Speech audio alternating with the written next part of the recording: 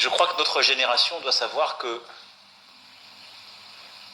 la bête de l'événement est là. Et elle arrive. La bête de l'événement est là. Et elle arrive. La bête de l'événement est là. Et elle arrive. Vous allez voir. On pose une question plutôt personnelle. Est-ce que vous avez jamais imaginé que vous serez dans une situation pareille, que vous devriez gérer une crise pareille? Et qu'est-ce qu'elle change en vous, mais aussi dans la façon d'être président? Écoutez, d'abord, je ne m'étais rien imaginé. Parce que je m'en suis toujours remis au destin. Et au fond, c'est la chose la plus simple à faire. Et ensuite, il faut être disponible pour le destin.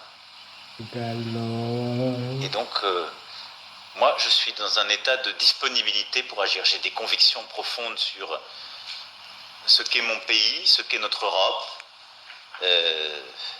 ce qu'est le cours du monde idéal à mes yeux, qui est fait de liberté, de coopération, d'entraide, d'amitié entre les peuples au sens profond du terme.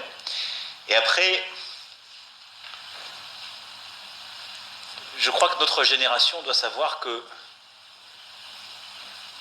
la bête de l'événement est là. Et elle arrive.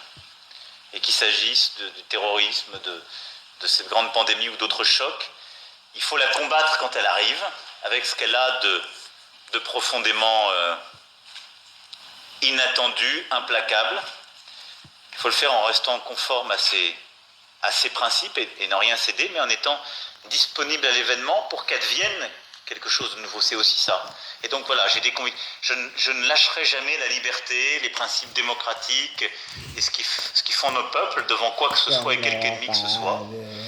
Et en même temps, je pense que ces moments-là sont ceux qui nous permettent aussi d'inventer peut-être quelque chose de nouveau pour notre humanité. Ce qu'on a dessiné au travers de cette discussion, c'est-à-dire un équilibre nouveau dans l'interdépendance des femmes et des hommes pour penser ce qu'est l'être au monde et qui est fait autour de l'éducation, de la santé, de l'environnement.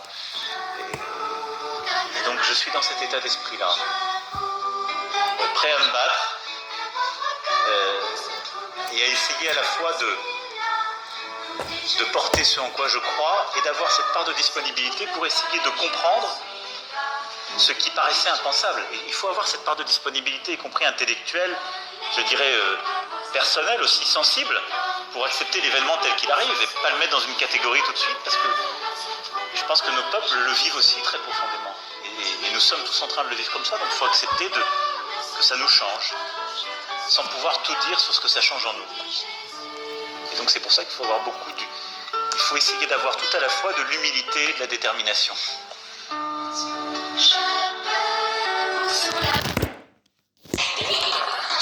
Les fêtes de famille, c'est